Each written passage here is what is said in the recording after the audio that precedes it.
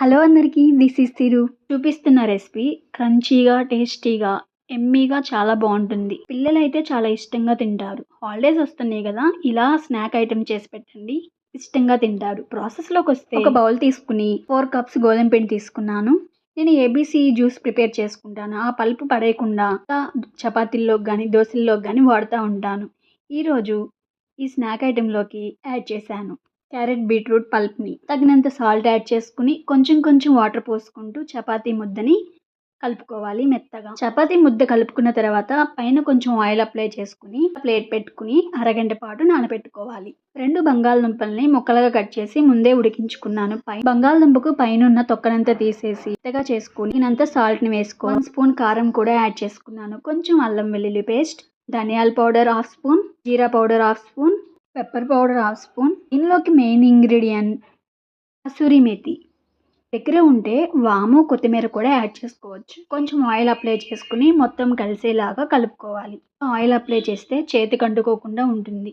ఇలా మొత్తం కలిసేలాగా కలుపుకుని పక్కన పెట్టుకోవాలి. ముందుగా కలుపుకున్న చపాతీ పిండిని ఇలా పైన పొడి పిండి చల్లుకుంటూ మెత్తగా ఇంకోసారి కలుపుకోవాలి. చపాతీ చేసుకుంటాం కదా రౌండ్గా, అంతకంటే కొంచెం మందంగా షీట్ లాగా చేసుకోవాలి. మధ్య మధ్యలో పొడిపిండి చల్లుకుంటూ ఇలా షీట్ లాగా ప్రిపేర్ చేసుకోవాలి. ఈ షీట్ని కొంచెం మందంగానే ప్రిపేర్ చేసుకోవాలి.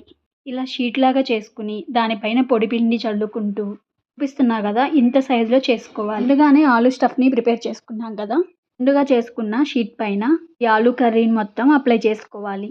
షీట్ మొత్తానికి ఇలా అప్లై చేసుకోవాలి చేత్తో. ఇలా అప్లై చేసుకుని రోల్ చేసుకోవాలి. చక్కగా ఇలా రోల్ చేసుకుని పైన పొడిపిండి చల్లుకుంటూ కాజాలకి కట్ చేసుకుంటాం కదా, అలా కట్ చేసుకోవాలి. కాజాల టైప్లో కట్ చేసుకున్న ఈ పీసెస్ పై పొడిపిండి చల్లుకుంటూ చేతిలోకి తీసుకుని ఇక్కడ చూపిస్తున్నా కదా, ఇలా 2 వేళ్లతో ప్రెస్ చేసుకోవాలి.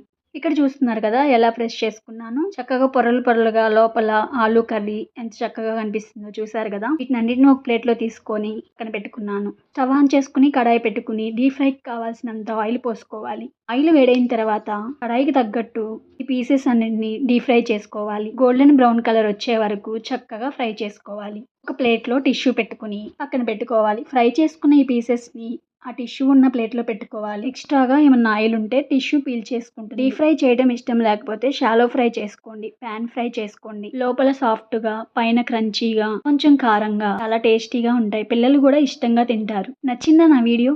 అయితే ఒక లైక్ చేసుకోండి, సబ్స్క్రైబ్ చేసుకోండి. Thank you.